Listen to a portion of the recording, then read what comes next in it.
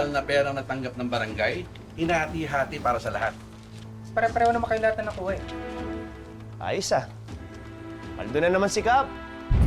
Nagagawa ni Cap to eh. Yan pala eh oh. Problema ba rito? Ha? Parang narinig ko yung pangalan ko. Ano bang alam mo? Ha? Kobrador ka lang naman dito, di ba?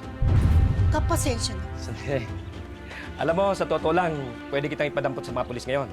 Dahil sa mga illegal na ginagawa mo. Huwag kang magmamarunong-marunong dito, ha? Ha? Dahil latak ka lang dito, sa lipunan. Kap, pasensya na, Kap. Pasensya na, Kap. Nayawa mo muna. Anak. Sus ko! Papastos ka dito ah! Parang kayo to! Siraulo ka! Puro kayo kampihan dyan sa barangay eh. Pinagtatakpan niyo isa't isa kasi pare-pareho kayo nakikinabang, di ba?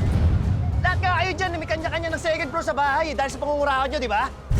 Patay! Ba't ka ba nakikilaman? Sandali! Bitawan niyo ako! Bitawan niyo ako! Pagbibigyan ko lang ito pagbibigyan!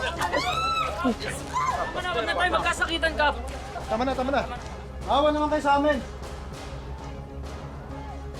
Ayoko na makita ang pagmumukha mo dito, ha? Sige, alis! Pag once na nahuli kita, dadalhin kita sa presinto.